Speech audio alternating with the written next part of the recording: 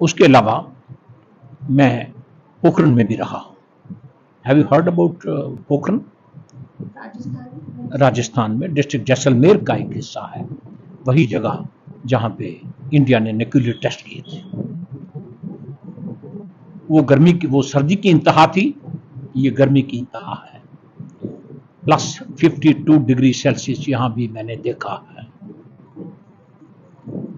I mean 100 degree Celsius apart, -52 and +52। इतना difference? Yes. वहां पे मैं 2 साल रहा हूँ। Life is Indeed very difficult in that area. मुझे तो अभी रिटायर हुए वक्त हुआ, काफ़ी फैसिलिटीज इंप्रूव हो गई होंगी, लेकिन हमारे वक्त पे बहुत सी पोस्ट ऐसी थीं जहाँ पे लाइट भी नहीं थी। इतनी गर्मी में अंदाज़ा करिए कि जहाँ एसी, कूलर, पंखा जैसी नाम की चीज़ ना हो और टेम्परेचर इतना हो, कैसे होता होगा। लेकिन एक स्पिरिट है, एक कुछ देश के लिए कुछ करने की, और खुद एक लाइफ का एक मिशन है। We are out on a mission, हमने कुछ अच्छा करना है। तो जब आदमी हिम्मत करता है तो ऊपर वाला भी मदद करता है, और उसने मदद की, और ईश्वर की कृपा से सब बहुत अच्छा रहा। I had both the tenures. That apart, I have served in Bengal, I have served in Delhi, I have served in Punjab, and I have served in Kashmir on internal security duties. तो अलग अलग तरह के experiences हैं, but hard areas की आपने बात की तो 2 मैंने आपको जो बताए हैं, they are the hardest areas. Sir, आपसे जानना चाहेंगे कि फौजी की ज़िंदगी का एक पार्ट जो हमें दिखता है, जो अपनी ड्यूटी देते हैं, बट आपको लगता है कि एक फ़ौजी होना उसके कुछ ड्रॉबैक्स भी हैं? बिकॉज़ बहुत सी ऐसी जगह हैं, बहुत से ऐसे स्टेशंस हैं जहाँ पर आप अपनी फैमिलीज़ को नहीं लेके जा सकते, आप अपने बच्चों का बचपन मिस कर देते हैं, आपकी पूरी जवानी मतलब सर्व करने में निकल जाती है। उसके बाद India is a land of festivals, बहुत से ऐसे त्योहार हैं जहाँ पर आप अपने घर पे नहीं पहुँच सकते, बहुत से ऐसे ओकेजन्स आपसे मिस हो जाते हैं। तो किस तरीके से यहाँ पर सफरिंग जो है आप लोग करते हैं, और इमोशनल ब्रेकडाउन तो ऑब्वियस है, होता होगा, तो उससे किस तरीके से आप लोग हैंडल करते हैं? बस वही एक जज्बा है कि प्रायोरिटी देश है, प्रायोरिटी ड्यूटी है। परिवार भी हाँ ड्यूटी है, लेकिन वो सेकंड प्रायोरिटी में आता है। वहाँ से अगर फुर्सत मिल गई तो परिवार की खबर ले ली, वरना घर की जो मालकिन है वो खुद को भी देखे, बच्चों को भी देखे। तो बस यही कारण है कि हम कई ऐसी जगहों पर रहे, ब्याह, शादी, सुख दुख, जीना मरना हर परिवार में होता है। कई जगह ऐसी होती हैं जहां हम ऐसे वक्त पे भी, शादियों में या किसी ऐसे दुख वाले समय पे भी हम परिवार के साथ ना हो सके। लेकिन वही है कि हमने बर्दाश्त किया, हमें भगवान ने कृपा की, बर्दाश्त करने की ताकत दी, और परिवार जो थे वो अप्रिशिएट करते थे। 2 भी दोस्त मित्र हैं, समझते थे कि किस तरह की ड्यूटी कर रहे हैं। अगर नहीं आ पाए तो कोई ऐसी वजह है जो वो नहीं जानते, तो हम उनको समझा देते कि ये कारण हो गया, कर दिया। इमोशनली अपने आप को आप कैसे ट्रेन करते हैं? इमोशनली आप कैसे स्ट्रांग बनते हैं जब ऐसी चीज़ें होती हैं, छूट जाती हैं? ऑब्वियस है इमोशनल ब्रेकडाउन होता होगा, लेकिन उस मोमेंट में आप अपने आप को स्ट्रांग कैसे बना के रखते हैं? देखिए, बस वही एक मिशन लेकर के चलता है। जब आदमी कोई भी फौज ज्वाइन करता है, बीएसएफ ज्वाइन करता है, तो एक शपथ होती है कि प्रायोरिटी पे सबसे पहले मेरी ड्यूटी होगी, मेरा परिवार, मेरी खुद की ज़रूरतें बाद में होंगी। तो उस मिशन को लेकर के जब आदमी चलता है तो आहिस्ता आहिस्ता आहिस्ता मन उसके मुताबिक आदमी का खुद को वो समझा लेता है कि ये मेरी प्रायोरिटी है, मुझे पहले यही करना है। हो सका तो मैं बाकी भी कर लूँगा, लेकिन प्रायोरिटी हमेशा जॉब को दी जाती है।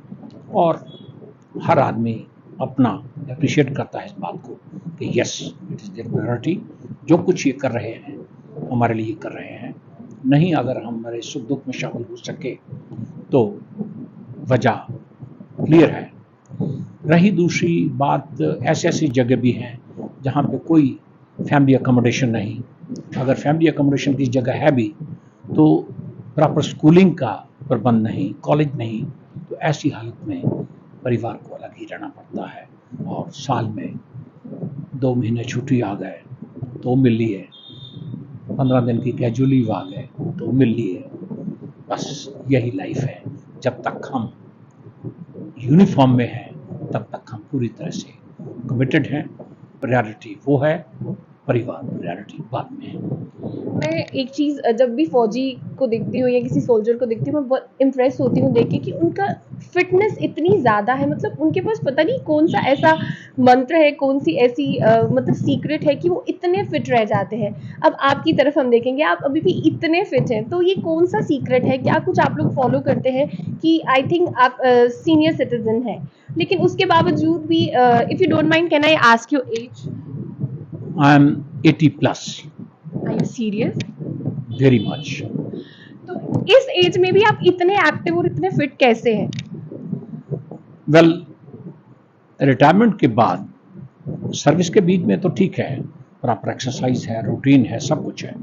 लेकिन रिटायरमेंट के बाद जिस इंसान को आदत 10 घंटे, 12 घंटे, 15 घंटे, 18 घंटे रोज का काम करने की आदत है, वो एकदम घर आके खाली होकर बैठ जाए तो वो बड़ा मुश्किल हो जाता है। जैसे हमारे शरीर की ज़रूरत पानी है, खाना है, इस तरीके से हमारी माइंड की ज़रूरत जो है वो काम है। तो काम रिटायरमेंट के बाद आदमी क्या घर में आके काम करेगा, तो उसको काम तलाश करना पड़ता है। और उसमें हमने अपने बुजुर्गों से, अपने बड़ों से सुना है कि service to humanity is the direct path to God. इस चीज को सामने रखते हुए हमने सोशल सर्विस शुरू कर दी। ये सुरक्षा विहार बीएसएफ कैंपस के पड़ोस में कॉलोनी है। इसका शुरू में ये छोटी सी थी, अब बहुत बड़ी कॉलोनी हो गई है। इसका मैं जो भी रेजिडेंट्स वेलफेयर एसोसिएशन में जो काम थे उसका मैं प्रेसिडेंट था। और 18 साल लोगों की जो भी सेवा, जिस तरीके से बिजली है, पानी है, सड़कें हैं, साफ सफाई है, तो कुछ anybody's problem used to be my problem, तो उसमें मन लगा रहा। लोगों के तरफ से भी कुछ अच्छा सुनने को मिलता रहा और वही मन की खुराक थी। कुछ देर के बाद I got associated with Indian Red Cross. Indian Red Cross Jammu region के साथ में 2008 से लेकर के अब तक एसोसिएटेड हूँ। 5 साल में डायरेक्टर जम्मू रीजन था और अभी मैं member executive committee of the red cross हूँ। फिलहाल मैं एज वॉलंटियर रेड क्रॉस के साथ काम कर रहा हूँ। उसमें भी कोई भी नेचुरल कैलेमिटी, कोई भी मैन मेड कैलेमिटी, कुछ भी ऐसा हो जाए तो गवर्नमेंट मशीनरी और वो लोग बाद में पहुँचते हैं, मेरे वॉलंटियर्स पहले पहुँच जाते हैं। तो ये एक सेवा है और उसमें अपना समय, ऑनररी सर्विस है, वॉलंटियर सर्विस है, कोई रिम्यूनरेशन नहीं है, कुछ नहीं है, लेकिन एक मन को जो तस्कीन मिलती है कुछ अच्छा करके, वही एक खुराक है। और शायद यही खुराक हमको ठीक ठाक रखती है। और रही बात फिटनेस की, तो अगर इसमें कुछ ऐसा है जैसा आप कह रहे हैं तो ईश्वर की कृपा है, हम इसका क्रेडिट नहीं लेते। हाँ, दूसरी बात ये कर अपने रूटीन हमारी जो फौज में थी वो मैंने रखी है। 5 साढ़े 5 बजे जागना, 3-4 किलोमीटर सवेरे घूम घाम करके थोड़ा बहुत जो कुछ भी शरीर के लिए कर सकते हैं वो करके एक फिटनेस बनाए रखने के लिए, एक ये बात थी। दूसरा, कोशिश करे इंसान तो कर सकता है। खुद खुश रखो अपने आप को और जो आपके आस पास है उसको खुश रखो। ये बहुत बड़ी खुराक है, बहुत बड़ी टॉनिक है। शायद यही वजह है कि मैं आज भगवान की दया से ठीक ठाक आपके सामने बैठा हूँ। ओके सर, अब एट लास्ट ना मैं मैसेज आपसे एक लेना चाहूँगी कि आप क्या कुछ संदेश जो है देना चाहेंगे हमारी फोर्सेस को, या जो फिर लोग रिटायर हो गए हैं, जो फिर हमारे सिविलियंस हैं, यूनिफॉर्म में नहीं है, उनके लिए क्या आपका एक संदेश रहेगा?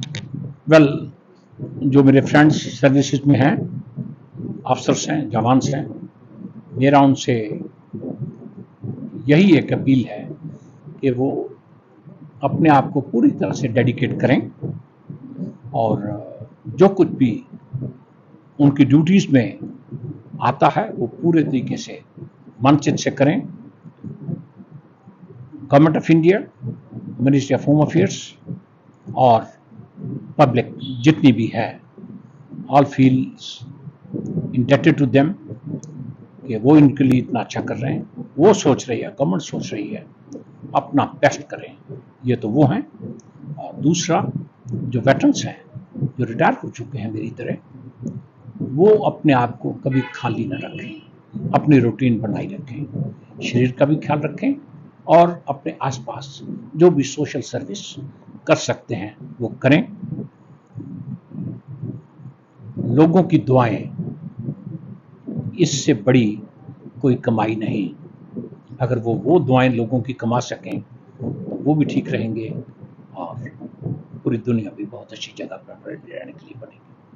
थैंक यू सो मच हमें अपना प्रेशियस टाइम देने के लिए, हमसे बातचीत करने के लिए। तो ये हमारी छोटी सी कोशिश थी जिसमें हमने आपको बताया कि क्या कुछ हार्डशिप जो है एक सोल्जर जो है फेस करता है। अगर आपके पास भी कुछ इस तरीके के एक्सपीरियंस है तो हमारे साथ आप कमेंट में ज़रूर शेयर कीजिएगा। एंजेलिना स्टीफन, पल्लवी के साथ, स्टेट एंड क्लेड के लिए।